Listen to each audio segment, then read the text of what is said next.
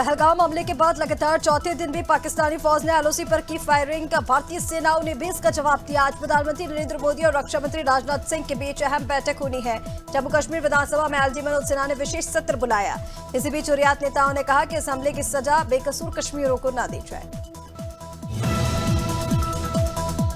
Supreme court आज उस याचिका पर सुनवाई करेगा जिसमें सरकार को ओवर द टॉप, ओटीटी और सोशल मीडिया प्लेटफॉर्म पर अश्लील कंटेंट की स्ट्रीमिंग को बैन करने की मांग की गई है। याचिका में अश्लील कंटेंट पर बैन लगाने के लिए नेशनल कंटेंट कंट्रोल अथॉरिटी बनाने की मांग की गई है। मामला जस्टिस बीआर गवई और जस्टिस ऑक्सटीन जॉर्ज मसीह के बेंच से लिस्टेड है। Jawaharlal Nehru university student union JNSU चुनाव में लेफ्ट कैंडिडेट से 4 में से 3 पदों पर जीत हासिल की है। इनमें अध्यक्ष, उपाध्यक्ष और महासचिव पद हैं, तो वहीं अखिल भारतीय विद्यार्थी परिषद एबीवीपी ने 9 साल बाद वापसी करते हुए संयुक्त सचिव पद जीता। जेएनएसयू चुनाव आयोग की ओर से देर रात नतीजे जारी किए गए। फतेहपुर जिले के बकेवर थाना क्षेत्र के बैसौली ग्राम सभा में 2 महिलाओं ने फर्जी तरीके से 8 बीघा बेशकीमती जमीन की रजिस्ट्री कर दी, जिसके बाद पीड़ित बुजुर्ग महिला नफीसा खातून ने इसकी शिकायत अधिकारियों से की। डीएसपी बिंदकी ने बताया कि इस मामले की जांच बिंदकी इंस्पेक्टर द्वारा की जा रही है, कार्रवाई की जाएगी। तो वही पीड़ित महिला और उसके परिवार ने कलेक्ट्रेट परिसर में मीडिया के सामने प्रशासन से न्याय की गुहार लगाई। पहलगाम में हुए आतंकी हमले के विरोध में डिंडोरी जिला कांग्रेस कमेटी ने कैंडल मार्च निकालकर विरोध दर्ज किया। कार्यकर्ताओं ने डिंडोरी बस स्टैंड स्थित रानी अवंतीबाई चौक पर एकत्र होकर पाकिस्तान मुर्दाबाद के नारे लगाए। इस कार्यकर्ताओं ने आतंकी हमले में शहीद हुए लोगों को मोमबत्तियां जलाकर श्रद्धांजलि अर्पित की।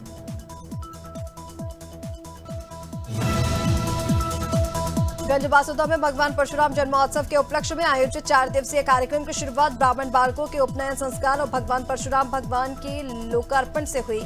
कार्यक्रम में वैत्रवती गंगा तट पर मुंडन स्नान के बाद बालकों का विधिवत यज्ञोपवीत संस्कार किया गया। इस मौके पर विधायक रघुवंशी ने ब्राह्मण समाज की शास्त्र शस्त्र साधना की परंपरा की सराहना की। मथुरा के थाना मरगोरा क्षेत्र स्थित आलमर गांव में एक परिवार पर गोलीबारी का मामला सामने आया। घटना में 2 लोग घायल हो गए हैं। बता दें कि दोनों घर के चबूतरे पर सो रहे थे, तभी कुछ बदमाश पहुंचे। उन्होंने पहले नाम पूछा, फिर फायरिंग शुरू कर दी। 2 लोग घायल हुए हैं। गंभीर हालत में दोनों को मेडिकल कॉलेज में भर्ती कराया गया। फिलहाल पुलिस मामले की जांच में जुट गई है। ग्वालियर में आज संविधान बचाओ रैली निकाली जाएगी, जिसमें शामिल होने के लिए नेता प्रतिपक्ष उमंग सिंगार देर शाम ग्वालियर पहुंचे। रैली को लेकर बड़ा बयान दिया। उन्होंने कहा कि यह रैली हर नागरिक के अधिकारों के लिए है, जिसमें युवाओं को रोजगार, किसानों को एमएसपी की मांग की जाएगी। यूथ कांग्रेस चुनाव में गुटबाजी के सवाल पर सिंगार ने कहा, संगठन पूरी तरह एकजुट है, कोई मतभेद नहीं है। महोबा जिला अस्पताल में इमरजेंसी वार्ड में एक बार फिर बड़ी लापरवाही सामने आई है, जहां 45 मिनट तक बिजली गुल रहने के चलते स्वास्थ्यकर्मी मोबाइल टॉर्च की रोशनी में मरीजों को इंजेक्शन लगाते नजर आए। रविवार शाम आंधी तूफान के बाद विद्युत आपूर्ति बाधित हो गई थी, जबकि अस्पताल में हैवी जनरेटर मशीन होने के बावजूद सारी व्यवस्थाएं ठप रहीं। हैरानी की बात यह है कि इस गंभीर लापरवाही पर जिला अस्पताल प्रभारी और स्वास्थ्य विभाग के अधिकारी कुछ भी बोलने को तैयार नहीं है। रायबरेली में लखनऊ प्रयागराज मार्ग पर दर्दनाक हादसे में 2 भाई बहन के ट्रक में कुचलकर मौत हो गई है, जिससे गुस्साए परिजनों ग्रामीणों ने चक्काजाम की। मामला हरचंदपुर थाना क्षेत्र के गंगागंज का है, जहां दोनों भाई बहन सड़क किनारे चल रहे थे, तभी नशे में 2 ट्रक चालक ने उन्हें रौंद दिया। हादसे के बाद ट्रक डिवाइडर पर चढ़ गया और लोगों ने ड्राइवर को पकड़कर पुलिस के हवाले किया।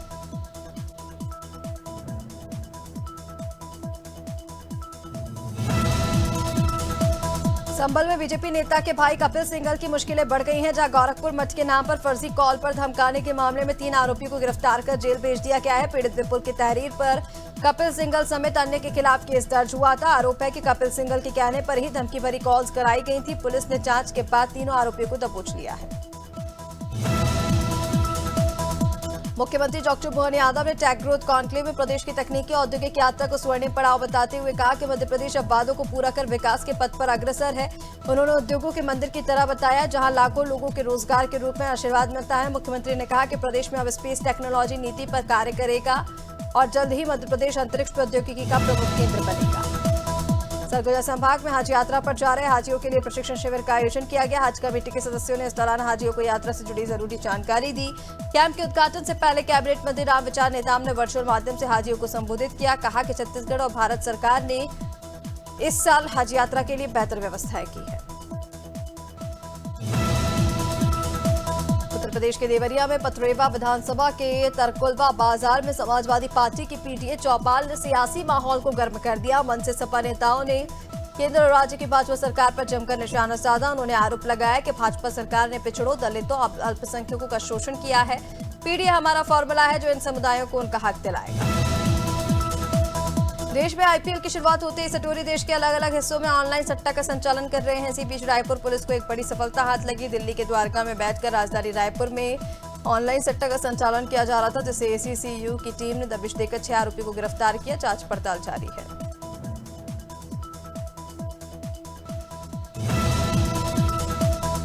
पूर्व सीएम और केंद्रीय कृषि मंत्री शिवराज सिंह चौहान सुल्तानपुर पहुंचे, जहां उन्होंने आमसभा को संबोधित किया। केंद्रीय मंत्री शिवराज ने कई नई सौगातों का शिलान्यास किया। प्रधानमंत्री आवास योजना के हितग्राहियों को गृह प्रवेश पत्र बांटे। इस मौके पर उन्होंने लाडली बहनों को स्व सहायता समूह से जुड़ने की अपील की।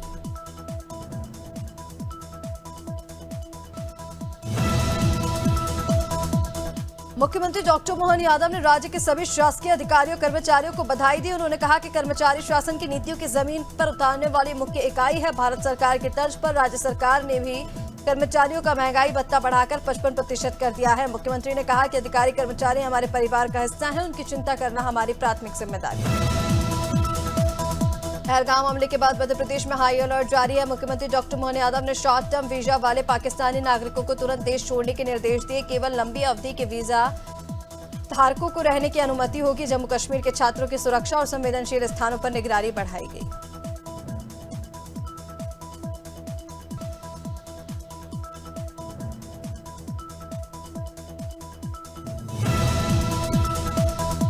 मुख्यमंत्री डॉक्टर मोहन यादव ने विश्व बैंक की रिपोर्ट का हवाला देते हुए कहा कि भारत ने 17 करोड़ लोगों को गरीबी रेखा से बाहर निकाला। मध्य प्रदेश की ग्रोथ रेट शानदार रही। सरकार गरीबों, किसानों, युवाओं और महिलाओं के लिए काम कर रही है। अमृतकाल में भारत सर्वश्रेष्ठ राष्ट्र बनेगा।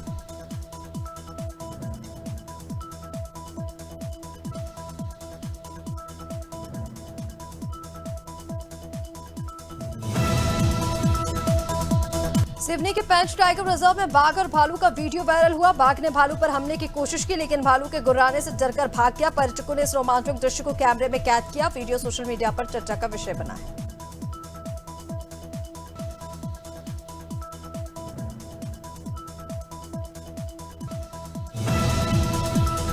बुलंदशहर की मरियम महमूद जो पाकिस्तान से शादी कर भारत आई थी, पीएम से स्थानीय निवास की गुहार लगा रही हैं। 3 माह की गर्भवती मरियम ने कहा कि वह हिंदुस्तान की बहू है। शॉर्ट टर्म वीजा समाप्त होने के बाद भी भारत में रहने की अनुमति मांगी।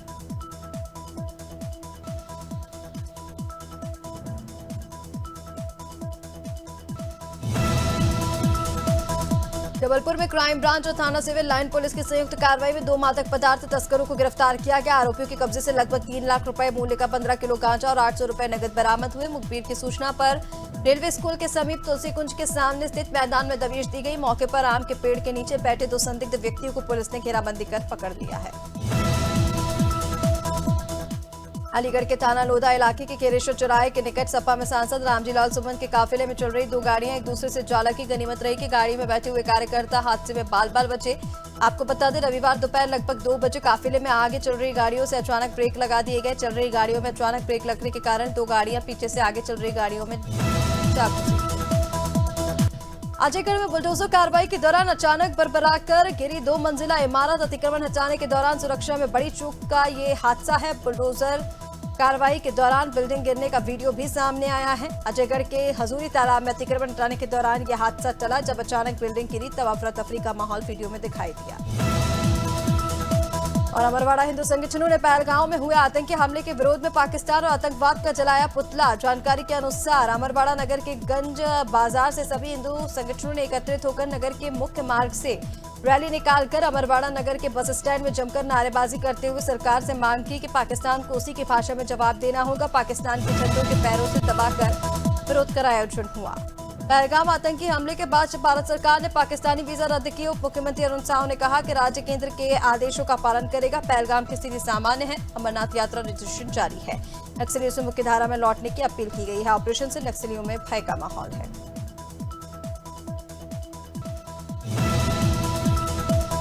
लखनऊ विश्वविद्यालय में एक राष्ट्र एक चुनाव पर संगोष्ठी हुई। उप मुख्यमंत्री केशव प्रसाद मौर्य ने कहा कि एक साथ चुनाव से आर्थिक प्रशासनिक ऊर्जा बचेगी। 1947 तक व्यवस्था थी, इसे फिर लागू करना जरूरी है। बीजेपी इस अभियान को संगठित स्तर पर गति दे रही है।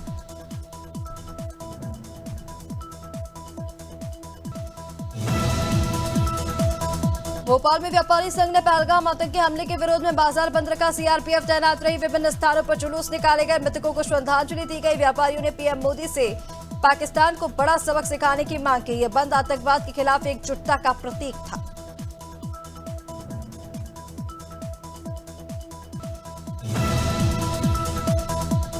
जबलपुर के गोहलपुर थाना पुलिस ने मुखबिर की सूचना पर अकबेरा रोड पर घेराबंदी की। एक कार से 2 युवकों को गिरफ्तार किया। इन युवकों के नाम दीपक, रजक और आदित्य साहू थे। कार की तलाशी में 153 बोतल अंग्रेजी शराब और 50 पाव देशी शराब बरामद हुई है। शराब की कुल कीमत 7 लाख रुपए बताई जा रही है।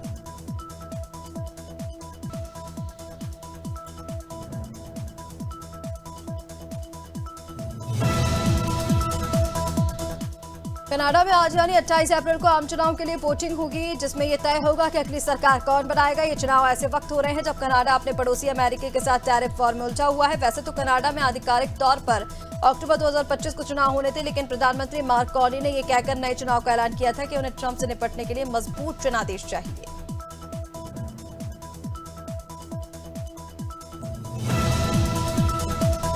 भारत फ्रांस के साथ 26 राफेल मरीन विमानों की डील सोमवार को साइन करने वाला है। दोनों देशों के रक्षा मंत्रियों के बीच ये डील साइन की जाएगी। डील के तहत भारत फ्रांस से 22 सिंगल सीटर विमान और 4 डबल सीटर विमान खरीदेगा। ये विमान परमाणु बम दागने की क्षमता से लैस होंगे। रिपोर्ट्स के मुताबिक फ्रांस के साथ ये डील 63,000 करोड़ रुपए में हो रही है।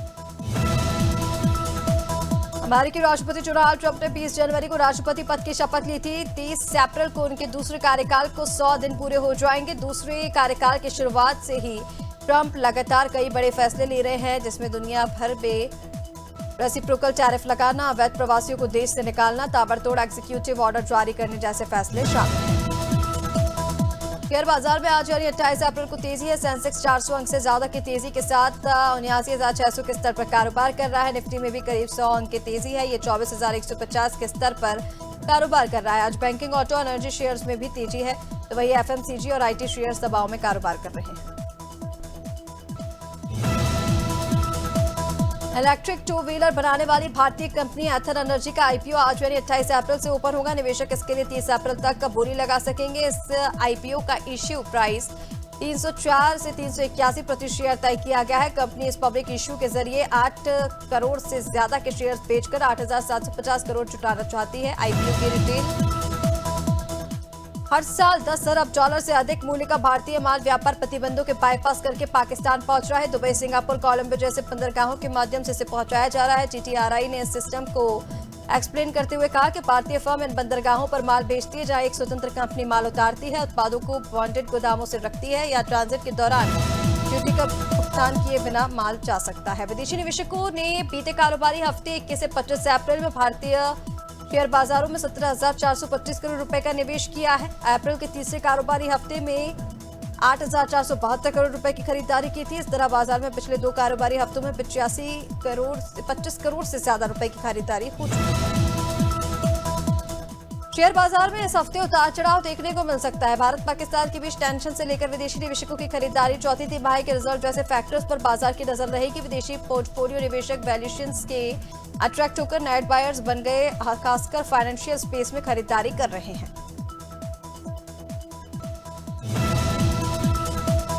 आईपीएल सीजन 18 के 46वें मैच में रॉयल चैलेंजर्स बेंगलुरु ने दिल्ली कैपिटल्स को 6 विकेट से हरा दिया है। अरुण जेटली स्टेडियम में दिल्ली ने 8 विकेट खोकर 162 रन बनाए। रविवार को बेंगलुरु ने कुणाल पांड्या और विराट कोहली के 50 के बदौलत 19वें ओवर में 4 विकेट के नुकसान पर टारगेट हासिल कर लिया। भुवनेश्वर कुमार आईपीएल के सेकंड हाईएस्ट विकेट टेकर बने।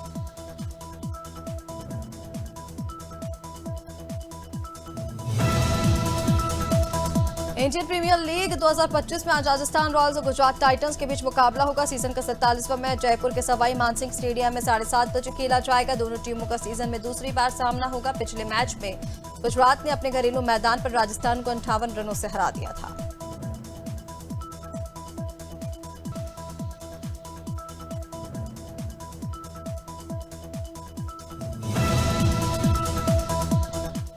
श्रीलंका में वुमेन्स वनडे ट्राई सीरीज का पहला मैच भारत ने जीत लिया। टीम इंडिया ने होम टीम को 9 विकेट से हराया। बारिश के कारण 39 ओवर के हुए मैच में श्रीलंका ने 147 रन बनाए।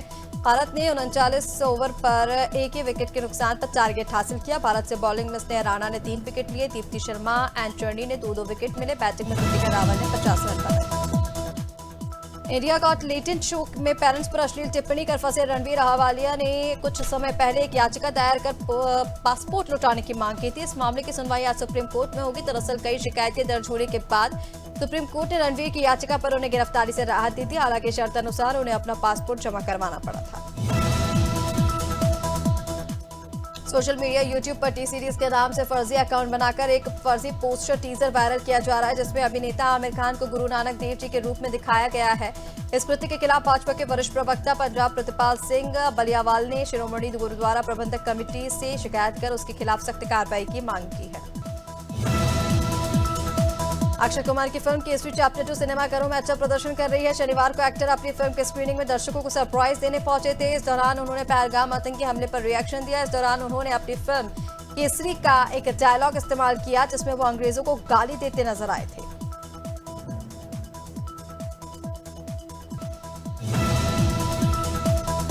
आमिर खान की बेटी आयरा खान एक समय पर डिप्रेशन में रह चुकी हैं। इससे डील करते हुए उन्होंने महज 23 साल की उम्र में डिप्रेशन से जूझ रहे लोगों के लिए अगस्तु फाउंडेशन की नींव रखी थी। हाल ही में अपनी जर्नी पर बात करते हुए आयरा ने बताया था कि उन्हें ये सोचकर बहुत गुस्सा आता था कि वह 26 साल की हैं और कमाई नहीं करती। वो खुद को बेकार इंसान समझने लगी। कुछ समय पहले अभिनव शुक्ला की पत्नी रुबीना दिलैक का रियलिटी शो बैटल ग्राउंड के सेट पर आसिम रियाज से झगड़ा हुआ था। झगड़ा इतना बढ़ गया था कि आसिम के फैंस रुबीना और अभिनव को जान से मारने की धमकियां देने लगे थे। इसी बीच एक शख्स ने खुद को लॉरेंस गैंग का मेंबर बताते हुए अभिनव को धमकी दी थी। अब अभिनव ने कहा वो अपने परिवार के लिए किसी शख्स को जान से मार सकते हैं, इसके लिए उन्हें हथियार की जरूरत है। मध्य प्रदेश में अगले 4 दिन तक ओले बारिश आंधी का दौर बना रहेगा। इस दौरान कई जिलों में लू का अलर्ट है। सोमवार को जबलपुर समेत 11 जिलों में ओले गिरने का अलर्ट, जबकि इंदौर, भोपाल, उज्जैन में गर्मी का असर रहेगा। सोमवार को जिन जिलों में ओले गिरने का अलर्ट है उनमें छिंदवाड़ा, पांडुर्ना, सिवनी, बालाघाट, जबलपुर, मंडला, डिडोरी, अनूपपुर, शहडोल, उमरिया शामिल है। वहीं छत्तीसगढ़ में वेस्टर्न डिस्टर्बेंस के कारण मौसम बदला हुआ है। आज भी ओले आंधी बारिश का दौर जारी रहेगा। 5 जिलों में बलौदाबाजार, कोरबा, रायगढ़, जशपुर और सरगुजा के लिए ऑरेंज अलर्ट है। रायपुर, धमतरी, महासमुंद, गरियाबंद सहित कुछ हिस्सों के लिए येलो अलर्ट है। गरज चमक के साथ यहां पर बौछारें पड़ सकती हैं।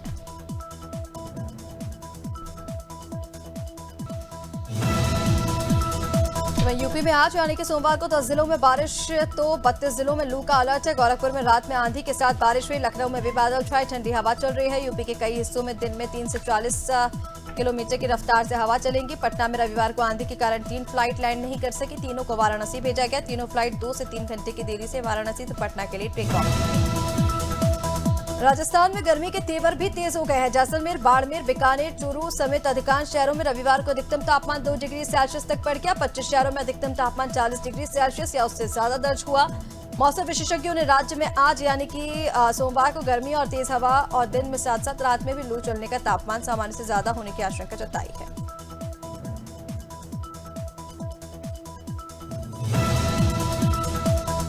और वहीं उत्तराखंड में पड़ रही भीषण गर्मी ने लोगों को बेहाल किया हुआ है। नए कमजोर पश्चिमी विक्षोभ के चलते आज मैदानी इलाकों का मौसम प्रभावित रहेगा। हालांकि आज तेज धूप खिलने से गर्मी परेशान कर सकती है। देहरादून में रविवार के देर शाम आए अंधड़ के बाद तापमान में हल्की गिरावट दर्ज की गई। तो वहीं मौसम विभाग ने आज भी मैदानी इलाकों में झकझोर देने वाले हवाएं चलने की संभावना जताई है।